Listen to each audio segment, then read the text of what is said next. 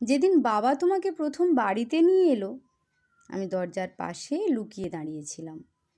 বেশি কিছু মনে নেই, তবে এইটুকু মনে আছে, তুমি একটা লাল রঙের শাড়ি পরে আমাদের ঘরে ওই খাটের ওপর এসে বসেছিলে। বাবা আমাকে হাত ধরে তোমার কাছে নিয়ে এসে বলল, এই তো নতুন মা, তোকে খুব আদর করবে।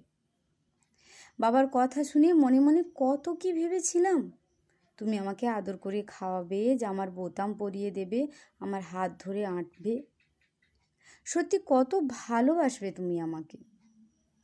তাই কদিন পর থেকে তুমি যখন বাবার অবর্তমানে আমাকে বাসন মাজতে বলতে, কাপড় কাচতে বলতে, আমি খুশি মনে সব করতাম, শুধু তোমার ভালোবাসা পাবো বলে।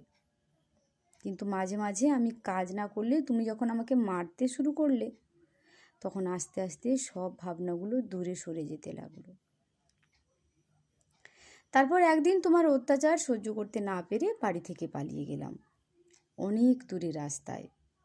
দুজন লোক আমাকে একটা অনাথ আশ্রমে নিয়ে গেল। সেখান থেকে একজন খুব বড় লোক আমাকে তার বাড়ি নিয়ে গেলেন। আমাকে লেখাপড়া শিখিয়ে অনেক বড় করলেন। আমি আজ MBBS ডাক্তার হলাম। কলকাতার একটা হসপিটালে জয়েন করলাম।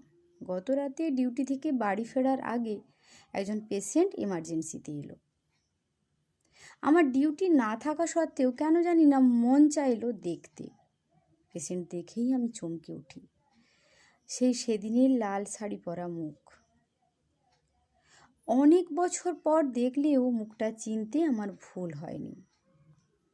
তারপর কাঁদো কাঁদো মুখে বাবাকে দেখে আমি নিশ্চিত হয়ে যাই, তুমি আমার সেই নতুন মা, যাকে নিয়ে আমি অনেক স্বপ্ন দেখেছিলাম। গতকাল আমি হসপিটাল থেকে বাড়ি যাইনি। তোমাকে যখন নিয়ে আসে তখন তোমার জ্ঞান ছিল না।